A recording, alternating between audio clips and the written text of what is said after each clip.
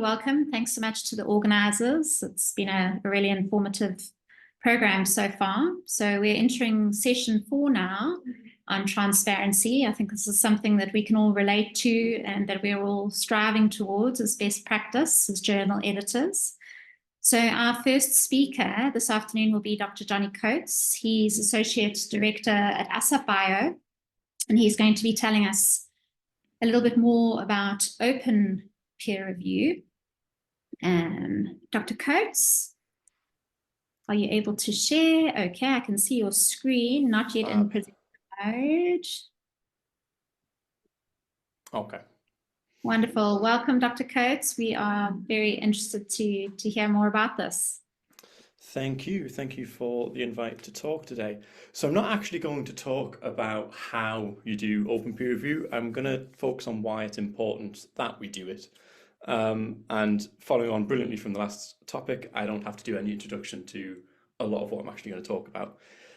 If you do have any questions after this event, if you just want to talk about anything I say, I'm very, very reachable and I love talking about this stuff. So please do reach out. I'm happy to chat more.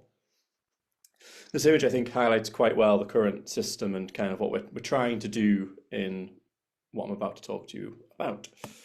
So why should you publish your peer reviews? Why should you share these things openly? Well, it encourages constructive reviewer behavior, and we've got evidence to support that fact.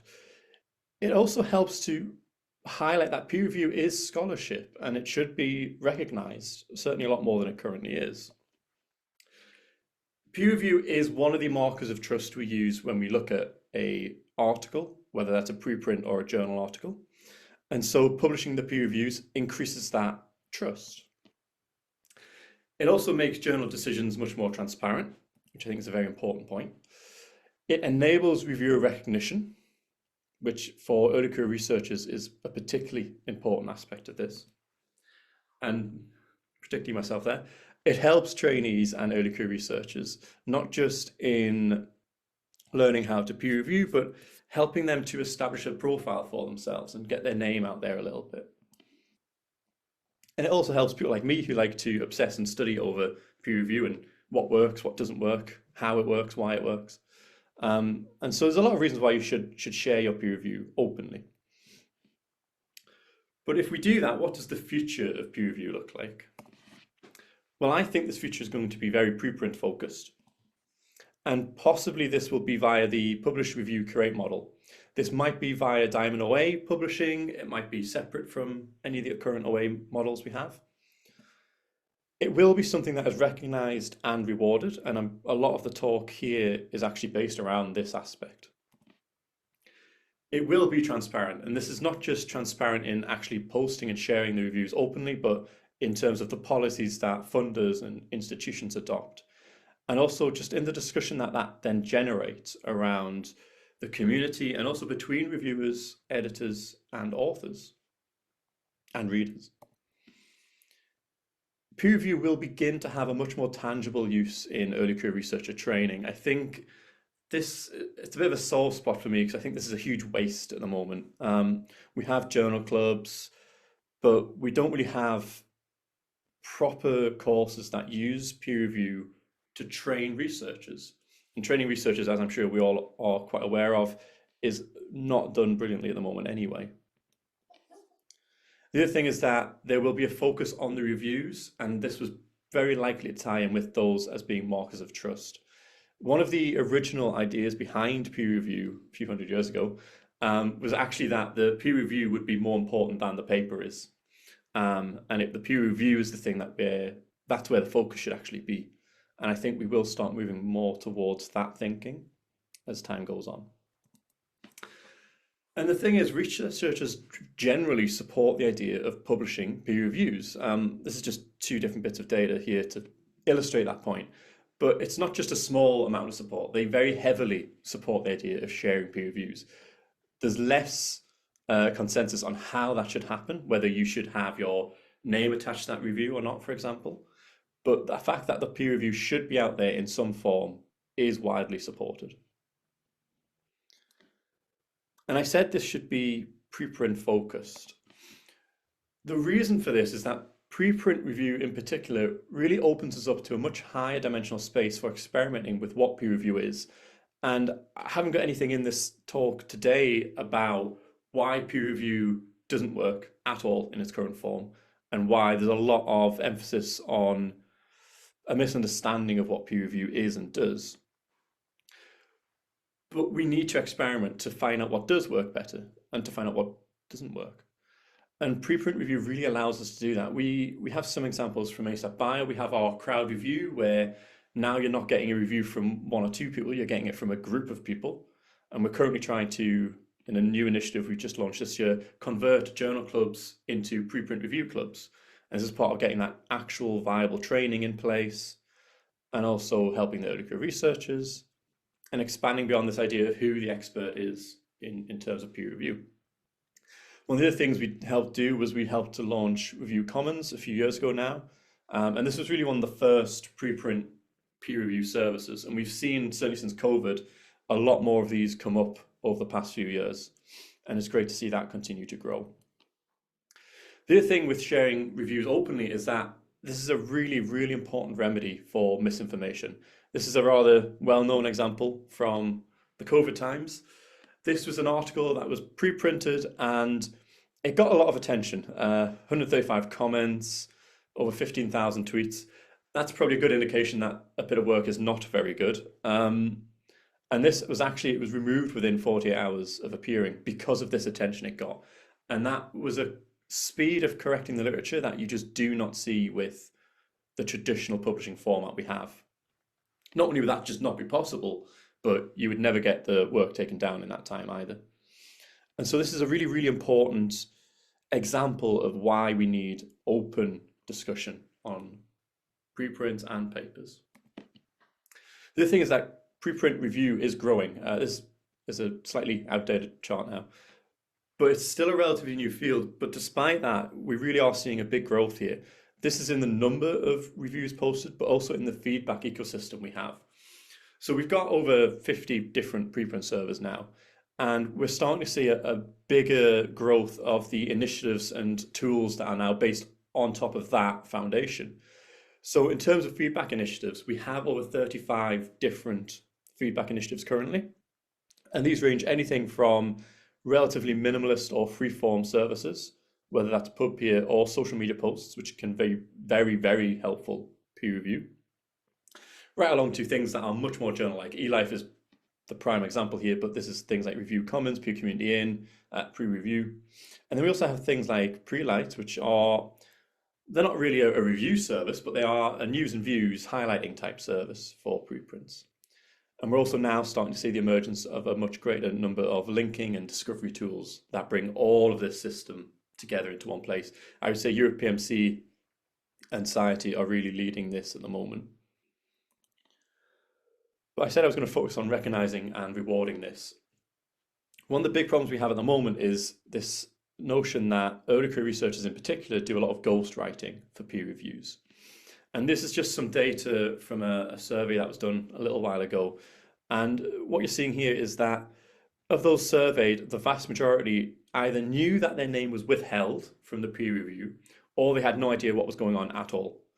And this is a huge deficit in training and recognition. The other thing here is that a huge number of people knew that their work had been edited, which is good because it means at least they've had some involvement in the process. But almost an equal number either didn't know what had happened with their work, or they knew that their work had not been edited, but they still hadn't been credited for the review. Now, to me, this slide is a huge failure on the behalf of PIs who are not providing the right training and the right recognition for the reviewers. But this also reflects that journals traditionally have not had the systems in place to recognize this kind of behavior. And this really does need to change. And again, preprint peer review does that. 2 minutes left. Thank you. The other thing in terms of recognition is that you've got different forms of recognizing preprint peer review. So we've got doctoral schools that are considering preprints that have been peer reviewed as the same value as articles. We also have things like integration with ORCID through peer review. So you get individual researcher recognition. Europe PMC highlight the reviews and evaluations alongside preprints, and this really helps elevate the importance of open peer review. And of course, we have the bioRxiv toolbar, which brings all these different things together into one place. The other part of recognition and reward is through transparent policies and discussion. And I'm sure you all saw the Gates Foundation announcement recently. But things like EMBO have announced that preprints that are peer-reviewed will fulfill the criteria for eligibility for their postdoctoral fellowships. There's a few similar situations like that now. Plan S in its new form is very much along the line of peer-reviewed preprints are the equivalent to peer-reviewed publications. And as I said, the Gates Foundation have gone further than anyone else has in that their grantees now have to post preprints. They're strongly encouraging preprint review, and they're discontinuing the publishing fees and article processing charges. And this is something I think we'll start to see a lot more funders follow suit on in the next few years. And finally, there's also been a much bigger top-down approach from the Nelson Memo and the European Council, where they're outlining a system that is not for profit, and there's no cost for authors or readers in terms of access to the research. And a publish, review, curate system that is supported directly by the institutions and funders with preprints at the core really achieves what these two memos and statements are asking for. And so I think we need to really greatly consider what system we have as we move forward. And those of you who jump on this quicker than others will have a huge step forward and advantage as we make this transition. I think that's my last slide. Thank you. The slides, I'll drop a link to the chat for my slides. Thank you, Dr. Coates. That was fantastic. Thanks for keeping to time. Clearly a rapidly evolving landscape and a great deal to learn there. So I think we all need to brush up the value of these sorts of seminars. So our second speaker in this session is Professor Francois Steyn. Prof. Steyn, yes. You're with us, great. Okay, so Prof. Steyn is from the University of the Free State, and he's going to be talking to us today about how we can incentivize reviewers. Incredibly important, given that we know we all battle on a day-to-day basis to secure reviewers. So really looking forward to hearing more about this. Right. Thanks, Maputi. Thank you so much, Gina, and good afternoon, colleagues. Firstly, thank you to the National Scholarly Editors Forum for the invitation to present today on a topic that I believe many editors have thought about, given the often challenging task that confronts us of getting reviewers to evaluate academic and scientific manuscripts. In this very brief presentation, I hope to provide some food for thought, because there does not appear to be only one truly effective way of incentivizing peer reviewers. I also considered it appropriate to link the motivations of scholars to engage in peer review with this discussion of incentivizing peer review, because there appear to be very strong linkages between these two aspects. Towards the end, I aim to offer a few practical considerations in incentivizing peer review. And colleagues, I would really like fellow editors who are willing to explore the matter further with me to please let me know, and with the aim of ultimately report back to this forum on the topic. Next slide, please. Sorry, that's the correct one. And before I proceed, I thought it wise to briefly refresh our memories as to what the purpose of peer review is. Those three fairly rough definitions I took from recent literature, and what stands out is that we make use of colleagues with the necessary expertise in our particular academic and scientific environments to evaluate the quality of manuscripts. Although these imperatives sound within easy reach, we are all too familiar with reviewers not replying to invitations, not keeping to the deadlines and turnaround times, let alone the frustrations of editors where we are confronted with poorly motivated and contradicting review reports. I'm sure we can talk for days about this. Next slide, please. An important question we need to ask is, why should academics and researchers in the first place bother with peer review? And I quote here from buyers and colleagues who rightfully ask, academics typically do not have a mandate to participate in the peer review process. Hence, some form of return or incentive is perhaps warranted for their time and effort. So we should therefore we shouldn't ask if we should incentivize our peer reviewers, but rather how can we incentivize colleagues who participate in peer reviews. So what motivates scholars to review manuscripts? The matter has been explored extensively in the literature, and I broadly cluster here the main motivations in terms of expectations for the self versus notions of the academic community. Self-achievement motivations here mostly relate to younger scholars who are in their early to mid-careers and who wish to identify with their scientific fields of interest and like-minded colleagues. They have a need to be aware of new developments in their areas of work, and they want to learn more about either the journal, the editors, and the peer review process. Since they are focused on their career plans, participation in peer review among this group tends to be relatively high. On the other hand, the community-driven motivation to peer review appears higher among senior reviewers for reasons of altruism and giving back to academia and science. In other words, the motivation is less focused on the self and more towards a type of moral obligation or service to the academic community. So it's clear that these sentiments speak to wishes to maintain and improve the rigor and reputation of the discipline and to promote the publication of quality research. The downside with this group, however, is that participation results in lower participation. They're less willing to review, and they can become quite picky in terms of the topics they are willing to review. The challenge in motivations, therefore, is to find that healthy balance between eagerness with potentially less experience and altruism with experience to ensure higher quality peer review. Now, these motivations to peer review cannot be completely divorced from ways in which journals can incentivize reviewers. These mechanisms are broadly divided into monetary and non-monetary incentives. With non-monetary incentives, they appear fairly viable, and I'm sure that some South African journals already engage in these practices. Such incentives include annually printing the names of reviewers on the journal's website or in the last edition of the year, but not in single editions, because those could potentially compromise the anonymous peer review process.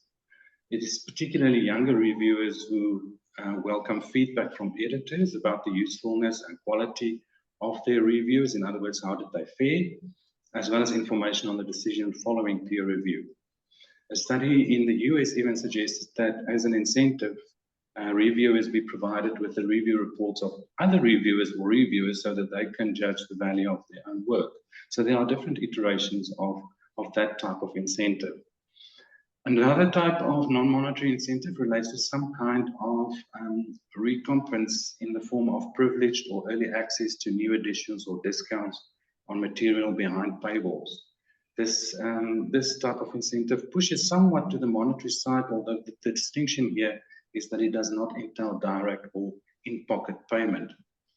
Not surprisingly, it is also younger reviewers who welcome certificates for their review work from the journal. And colleagues, I take it that we all at least thank our reviewers for the time and effort in doing peer reviews for us. I've put that last bullet in a bracket because it does not appear as if it's not a specific function of journals, and I wonder to what extent we can really influence that. Should universities not consider peer review in performance management? We heard about concerns and comments about this earlier today, but why not acknowledge the responsibility and timeous task of peer review under one of those many KPIs that we are confronted with on a yearly basis? And also taking the matter even further, how often do we see academic and research vacancy advertisements that call for some skill or experience in peer review? Should it not be standard practice, especially when advertising senior positions, to ask for experience with peer review? I leave these questions open because they fall outside the scope of this presentation, but it can be considered a form of incentive if one can really call on expertise. Next slide, please. Turning now to the matter of monetary incentives, which is probably the most researched and commented on type of enticement to promote peer review. As the concept indicates, it involves the direct payment or remuneration for having conducted a peer review, but it could also entail a financial benefit in, for example, the form of vouchers or data bundles. The matter of financial incentives challenges the traditional reason, and here I refer to the community-focused motivation mentioned earlier, to engage in peer review, and this is the key concern. Do I peer review to strengthen the quality of publications in my discipline, or do I peer review for the cash benefit? Will we have colleagues lining up to peer review if we pay them for the task? Perhaps I'm phrasing this question a bit brutally. Should financial incentives be considered as a bonus rather, or a windfall, a gratitude, a type of thank you for one's effort, as opposed to the emphasis on capitalist notions of self-interest and profit? These questions cannot escape motivation theory, which is very pertinent in the literature on the topic, where personal drives and needs interact with expectancies and balance. These are all concepts at the core of the monetary incentive debate. The results on financial remuneration for peer review show mixed results. Some studies found improved willingness to peer review and an increase in the turnaround time of evaluations, although others show that the practice harms motivations and voluntary behavior, it decreases quality, and it could even potentially compromise trust in the journal itself. Some of the core concerns regarding monetary incentives include how much, what should the amount be to counteract those charges of self-interest? Then who will foot the bill? The author or the institution through page fees, or the society in case where article processing charges are absent?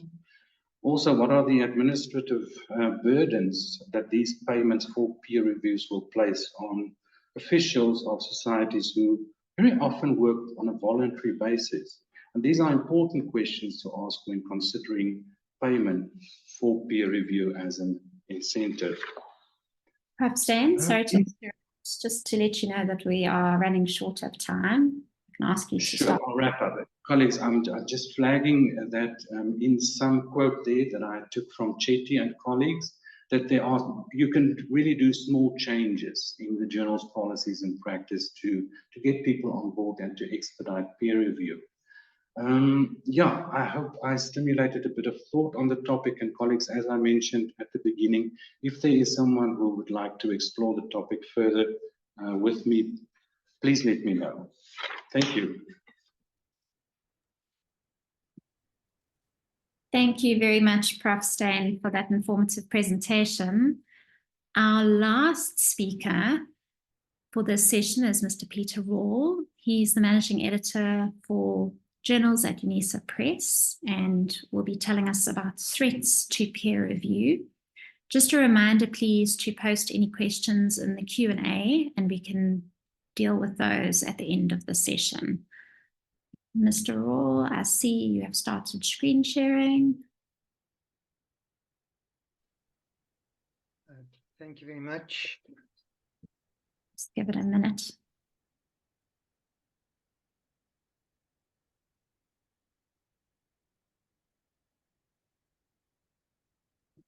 Seems to be a problem here, just 1 second. No problem. The joys of technology. There we go. You can see your screen. It's not yet in presenter mode.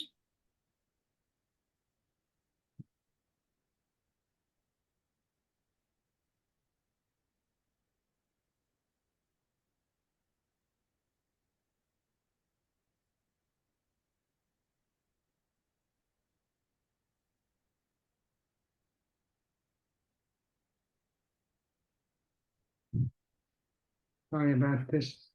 That's okay.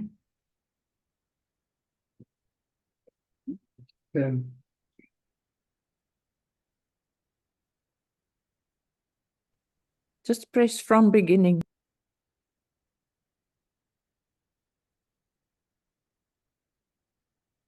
There we go. Okay. Are we right? Thank you, Gemma. I was asked to talk about multiple threats to peer review. Yeah, thank you for the opportunity. So, Richard Smith, medical doctor and former editor of the British Medical Journal, famously said that democracy and scientific peer review have something in common. It's a system full of problems, but the least worst we have. There are many threats and challenges to peer review. These have been well documented and are often written about in editorials and articles like the one shown here on this slide. The image here shows some of the threats to the integrity of peer review. The editorial lists the following threats to the integrity of peer review: adversarial peer review, callous peer review, replicating a peer-reviewed manuscript prior to publication, conflicts of interest, soliciting authorship of a peer-reviewed manuscript, and even fake peer review. We can assess these threats separately and try to find a way around each of them by using ever more sophisticated peer review systems, new technologies, and more resources. But essentially, every one of these threats is about a lack of integrity, and not on the part of the peer review system, but on the part of a small number of individuals who lack integrity.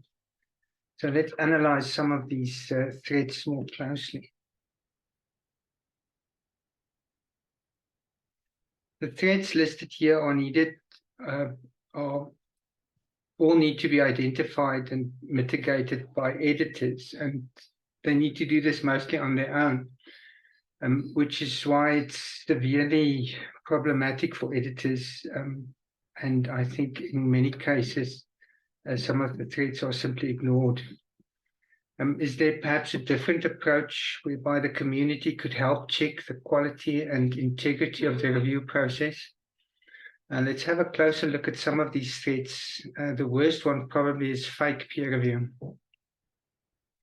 So this is where an author suggests fake reviewers, or in some cases real people, but they supply a fabricated email address, which they then use to provide positive reviews of their own work. Callous peer review is where reviews are lacking in empathy or consideration of the author's efforts and the potential impact of their work. In this context, callousness suggests a disregard for the intellectual contributions of others and a focus solely on critical evaluation without constructive feedback or empathy. Adversarial peer review occurs when reviewers focus on finding flaws, inconsistencies, or weakness in the manuscript without offering constructive solutions. While these threats have been going on for a while, actually for quite a long time, new threats are emerging. The speaker this morning about AI already touched on this. New threats like plagiarized reviews and getting AI's chatbots to do reviews are also emerging.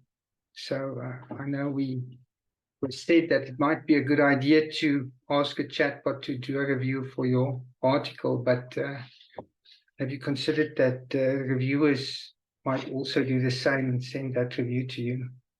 Now, this article here reports on the phenomenon of plagiarism in peer review reports, as well as the use of chatbots to do reviews. The authors of this article found some reviews with what they call lack of substance, vagueness, and odd jargon, with the syntax and orthographic errors, which led them to run the peer reports through a plagiarism checker. So they found very high levels of similarity between sections in different peer review reports. Some even had the same grammatical errors, which left little doubt that the paragraphs were probably copied and pasted. The authors report that the most important feature of the plagiarized quotes was their vagueness. Some comments in a one-size-fits-all mode do not refer to any specific line of the reviewed manuscript. Because similarity checkers would only be able to check against the small number of open reviews which are available online, the authors believe that what they found could be the tip of the iceberg. The authors of this article look to technology and more resources for a solution to these threats, and suggest that we should somehow run all peer review reports through similarity software. If editors had an easy way to do these checks, this could perhaps be helpful, but similarity checkers can only check against documents that they are able to access or find online.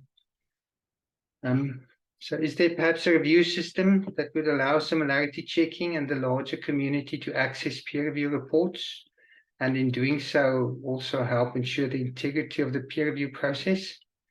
I think our previous speakers have alluded to this, and yes, there is. There's been quite a lot said about open peer review during the day, and at this time, it's certainly the time is right to seriously look at open peer review.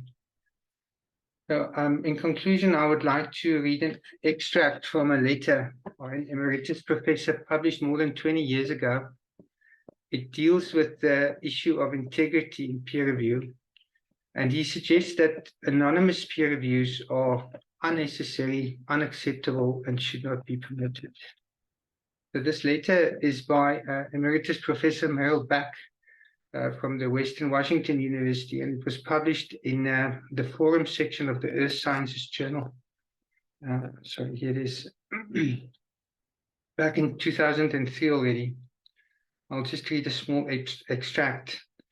The bottom line on reviewing in general is that we should do it in such a way as to eliminate any incentive to stay anonymous. A good review is hard to do and takes time. In particular, it takes great effort and ingenuity to write a negative review in such a way that the author is glad to get it. The problem with anonymous reviews is that they afford the opportunity to be rude, vindictive, and/or lazy, especially the latter. In my 40-odd years of writing papers for publication, I've received plenty of negative reviews, most of them ultimately useful. I don't like receiving negative reviews, who does? But I can swallow my pride and work through a thoughtful negative review to the betterment of the paper. The only reviews I remember that left me permanently angry were anonymous. Despite the many and by now known threats and the new threats that emerge because of new technology, I do believe that by far the most of our authors and reviewers possess the required moral character and integrity and are trying their best to make our least worst system work. Perhaps we should help them by bringing the peer review process or peer review reports of our journals into the open so that they may be scrutinized and by all, so that the few who lack integrity cannot threaten the entire review system. Thank you.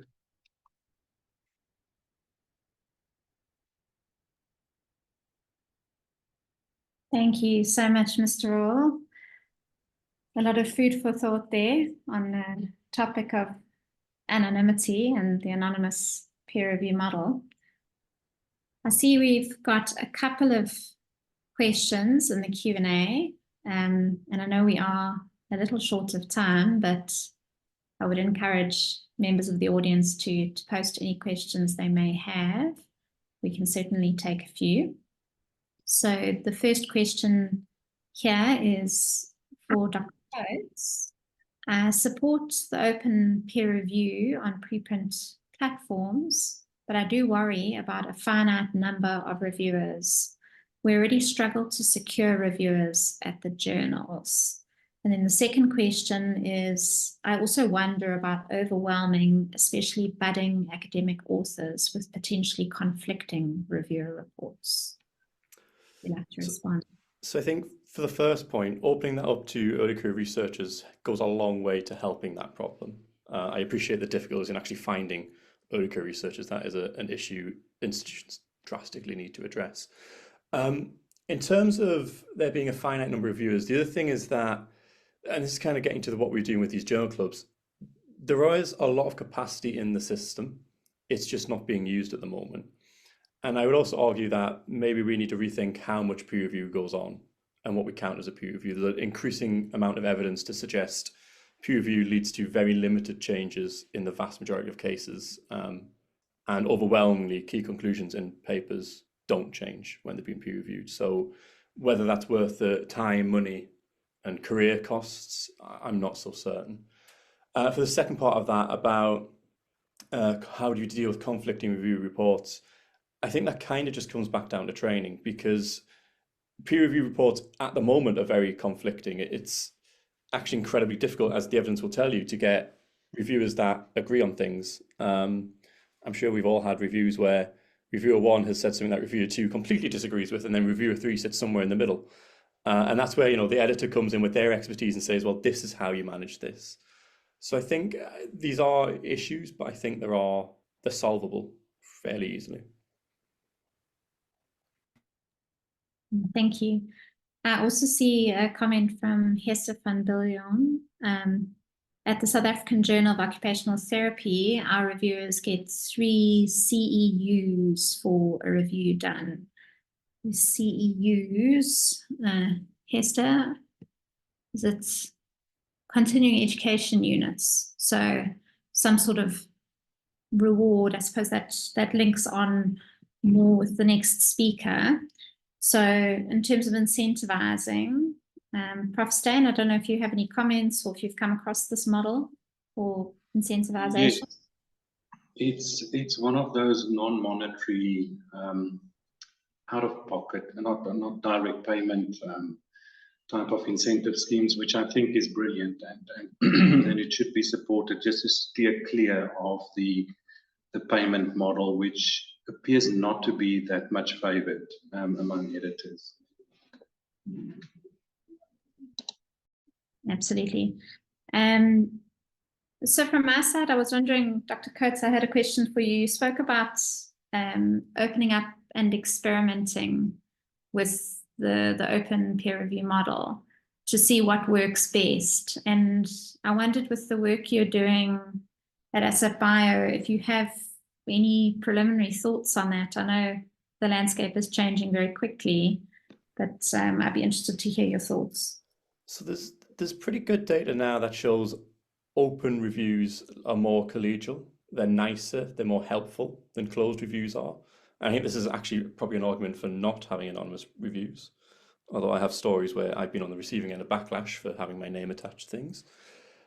It's an area that desperately needs a lot more actual research done, because it's kind of lacking at the moment.